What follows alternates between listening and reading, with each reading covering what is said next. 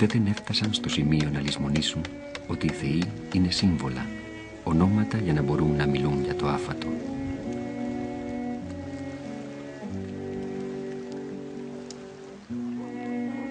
Όμως υπήρξε κάτι για το οποίο ποτέ δεν έπαψαν να προσπαθούν.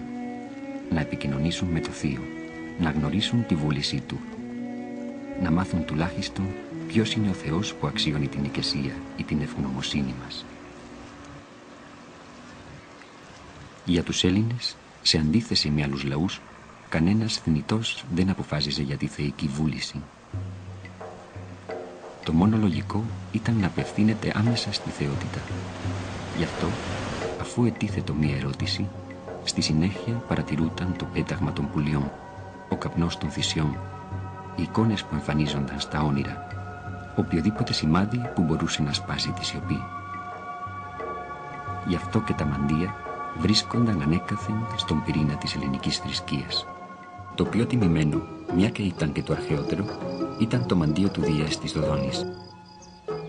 Ο μύθος που ο Ηρόδοτος άκουσε σχετικά με την ίδρυση αυτού του μαντίου αναφέρει πως δύο μαύρα περιστέρια ξεκίνησαν να πετούν από τις στίβες της Αιγύπτου προς μέρη μακρινά. Το ένα έφτασε στην καρδιά της Λιβύης, στην όαση της Σίβας, όπου και ιδρύθηκε το μαντίο του Άμμονα. Το άλλο έφτασε στη Δοδόνη, κούρνιασε πάνω σε μια βελανιδιά και δήλωσε με ανθρώπινη φωνή ότι εδώ έπρεπε να θεμελιωθεί το μαντίο του Δία. Η βελανιδιά είναι το δέντρο που χτυπάει με μεγαλύτερη συχνότητα ο κεραυνός. Γι' αυτό και είναι το γερό δέντρο του Δία. Για πολλούς αιώνες, το μαντίο της Δοδόνης δεν ήταν άλλο από μια βελανιδιά που τη χάιδευε ή τη μαστίγωνε ο άνεμος.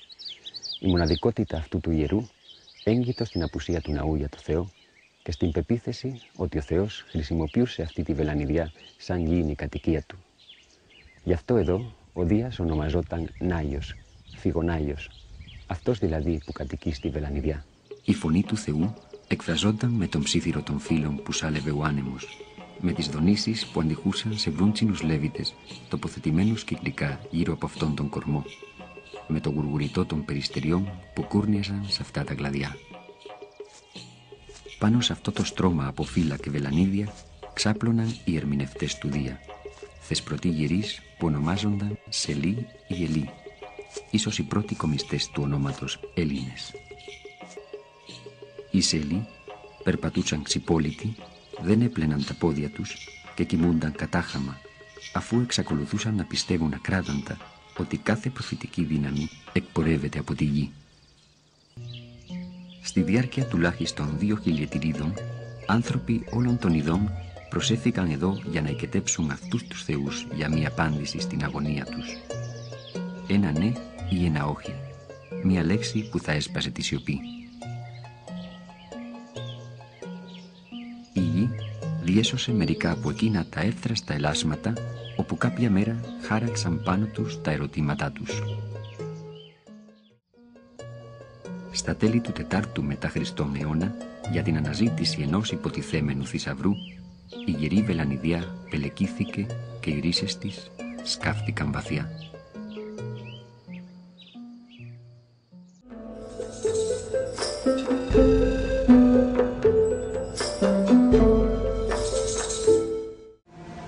Για τους Έλληνες, το βασίλειο των νεκρών ήταν το βασίλειο του Άδη. Για τον Όμηρο, το πραγματικό σκηνικό του μυθικού βασιλείου του Άδη ήταν αυτή η ανήλια γειτονιά της Θεσπρωτείας.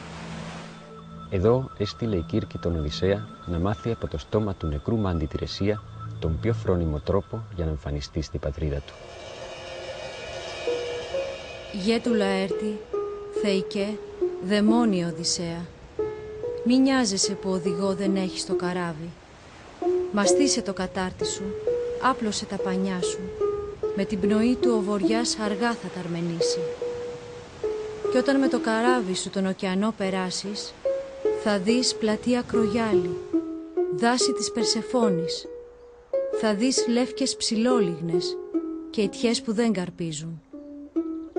Εκεί, στα απίθμενα νερά του ωκεανού να ράξεις το πλεούμενό σου και να βαδίσεις προς του Άδη τα ευρύχωρα ανάκτορα, όπου ο περιφλεγέθων πέφτει μες στον αχέροντα και ο κοκκιτός το ίδιο, αποκομμένος ρέοντας από τα νερά της Στίγας. Στο βράχο αυτόν που σμίγουνε τα βουερά ποτάμια, εκεί ορίζω, ήρωα, κοντά να πλησιάζεις. Σε αυτό εδώ το μέρος μίγανε τα 3 βουερά ποτάμια του Άδη. Ο Αχέροντας, ο ποταμός της Λύπης, ο Κοκκιτός, ο ποταμός των Στεναχμών και ο Πυριφλεγέθων, ο πύρινος ποταμός. Ο Θησέας είχε εισβάλει στη Θεσπρωτεία για να αρπάξει τη γυναίκα του βασιλιά και έχασε έτσι το μεγαλύτερο μέρος του στρατού και ο ίδιος και ο Πυρίθους εχμαλωτίστηκαν και αλυσοδέθηκαν στην Κύχυρο. Κοντά στην πόλη Κύχυρο βρίσκεται μια λίμνη που ονομάζεται Αχερουσία, ένας ποταμός, ο Αχέροντας, και ο ποταμός Κοκκιτός, ο οποίος αναβλύζει νερό απέσιο. Νομίζω ότι ο Όμηρος, βλέποντας αυτά, επιχείρησε στα ποίηματά του να ονοματίσει τους ποταμούς του Άδη από τα αντίστοιχα ονόματα των ποταμών της Θεσπρωτείας.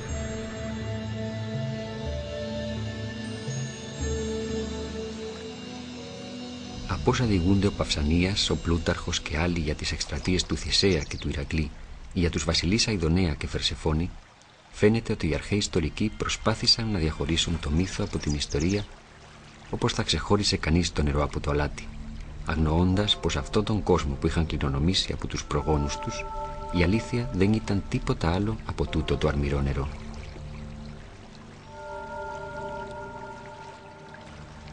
Γι' αυτό ακριβώς, κάθε φορά μου φαίνεται και πιο ξεκάθαρο πως πέρα από την ιστορία, ο Όμηρος είχε προφανώς και άλλους λόγους να αναφέρει με τα ίδια ονόματα τους τόπους της Θεσπρωτείας και αυτούς του Άδη.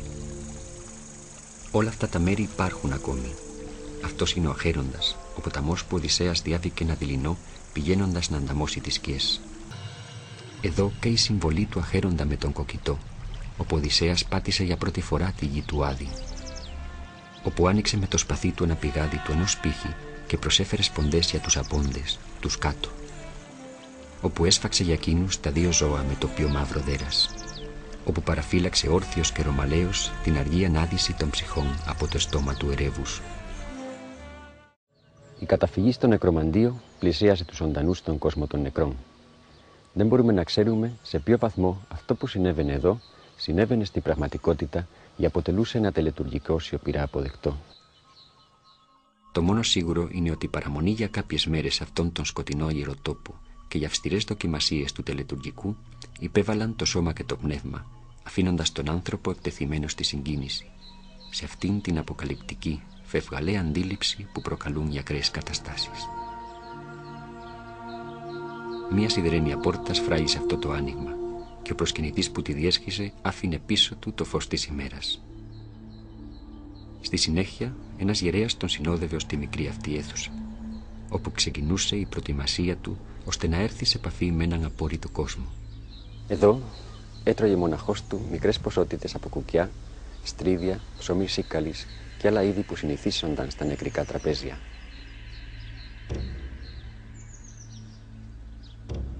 Τις μέρες που παρέμενε στο νεκρομαντίο έπινε μόνο νερό, μέλι και γάλα, τηρώντας απόλυτη αποχή από το κρασί. Στις 2 διπλανές αίθουσες, ο επισκέπτης εξαγνισόταν με λουτρά, εξορκισμούς και θυμιάματα που θιάφη.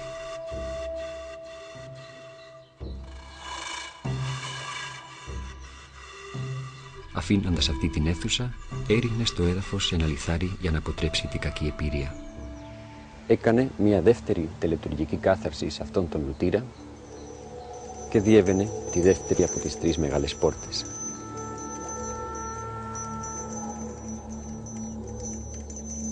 Σε αυτή τη μικρή αίθουσα δεχόταν τους πιο μύχιους εξαγνισμούς, τρώγοντας σύμφωνα με την αυστηρή του δίαιτα βίκο, φούλια και χλωρά λαθούρια που αλλίωναν τους συνηθισμένους μηχανισμούς αντίληψής του.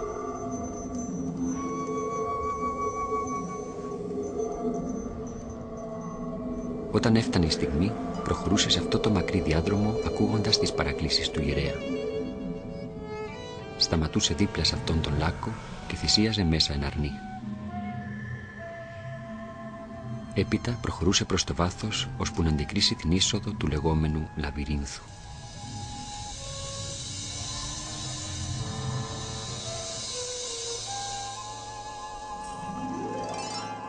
τη μία πίσω απ' την άλλη, περνούσε τις καρφοστόλιστες πόρτες, εισχωρώντας το σκοτάδι και σκορπώντας πίσω του κρίθινο αλεύρι. Ώσπου να φτάσει στο κατόφλι της τρίτης και τελευταίας πόρτας που τον χώρισε από την ιερή αίθουσα. Μπαίνοντας, έριχνε ξανά μια δεύτερη πέτρα και έχινε πάνω στις κρύες πλάκες τις ποντές που προορίζονταν για τους θεούς του κάτω κόσμου. Σε αυτή την αίθουσα συναντιόταν με το φάντασμα των απόντων.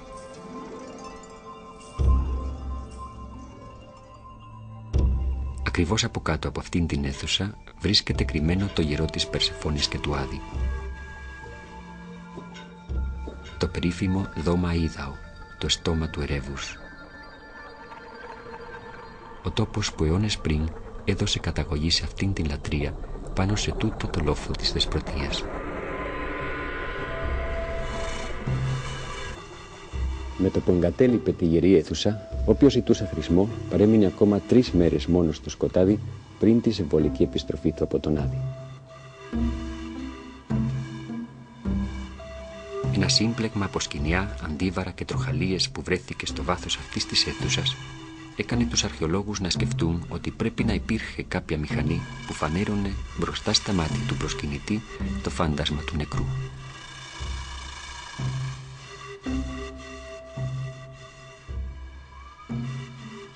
Πέρα από το τελετουργικό, από τον όποιο μηχανισμό που μπορούσε να εμφανίσει ένα φάντασμα, ή ακόμα και από την ίδια την πίστη που συχνά οι εκπρόσωποι της εκμεταλλεύονται και μόνο ότι κανείς πάλευε για μέρες μόνος του με τις ίδιες του τις σκιές, πρέπει να ήταν μια άφατη εμπειρία.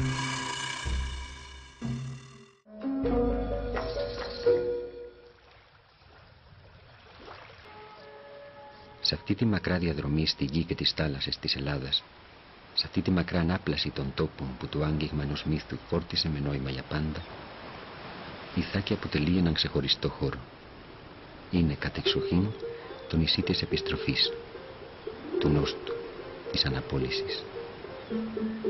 Είναι το μακρινό σημείο στον ορίζοντα όπου ένας πελώριος κύκλος πανάρχιων ιστοριών που ξεκινά με το σμίξιμο της γης και του ουρανού κλείνει με την επιστροφή του Οδυσσέα, του τελευταίου ήρωα που έζησε σε άμεση επαφή με τους θεούς, διεκδικώντας ως και τη μοίρα του από αυτούς.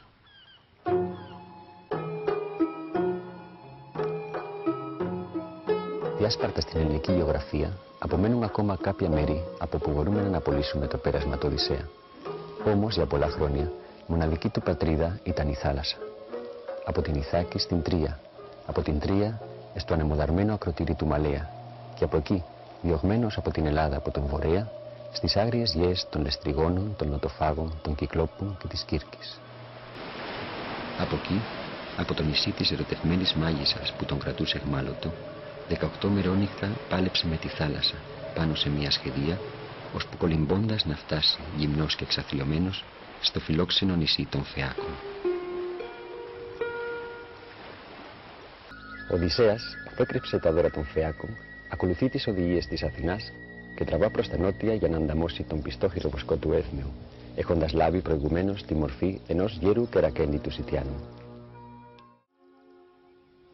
Κοντά στη πηγή της Αρεθούσας, στο πλάτωμα που ανοίγεται πάνω στο βράχο του Κόρακα, ο χειροβοσκός είχε χτίσει μια ευρύχωρη πέτρινη στάνη, όπου έτρεφε ένα μεγάλο κοπάδι μακριά από την Πινελόπη και τον γέρο Λαέρτη.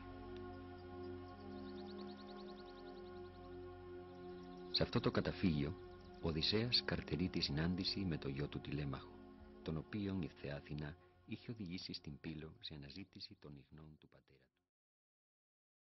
Ο Τηλέμαχος φτάνει στη στάνη του Έθμιου και αυτός φεύγει για το παλάτι για να ειδοποιήσει την Πενελόπη για την άφηξη του γιού της. Εν τω μεταξύ, ο Οδυσσέας φανερώνεται στον Τηλέμαχο με την πραγματική του μορφή και οι δύο μαζί σχεδιάσουν την τιμωρία του μυστήρου. Την επομένη, ο Τηλέμαχος ξεκινά για το παλάτι μόλις χαράξει η αυγή. Ο Οδυσσέας μένει στη καλύβα με τη μορφή Ζητιάνου. Τον κατατρώνει όσα άκουσε για τους πάμπολους νηστήρες που κατά την απουσία του παρανοχλούν την Πινελόπη, σουν κατασπαταλώντας την περιουσία του και αποπλανώντας αλαζονικά τις σκλάβες του. Με τη σφαγή των 112 μνηστήρων και τον απαγχωνισμό των 12 υπηρετριών που τους ακολούθησαν, η ειρήνη αποκαθίσταται στην Ιθάκη με την παρέμβαση της θεάς Αθηνάς. Γε του Λαέρτη, Θεϊκέ, πολύτεχνε Οδυσσέα, στάσου και πάψε τη σφαγή και τη λυσάρα μάχη. Μη σου θυμώσει ο βροντερός, του Κρόνο γιος, ο Δίας. Η συνέχεια του μύθου δεν αναφέρεται άμεσα από τον Όμηρο. Όμως, οι πιο συνεπείς και εμπεριστατωμένες εκδοχές διηγούνται ότι μια διαρκής εκδίκηση ακολούθησε εκείνο το σφαγείο. Η οδυνηρή τύχη του Οδυσσέα μετά τη σφαγή των 112 μνηστήρων και τον απαγχωνισμό των 12 προδοτριών σκλάβων του είναι συνδεδεμένη με τη σκοτεινή γη της Θεσπρωτείας.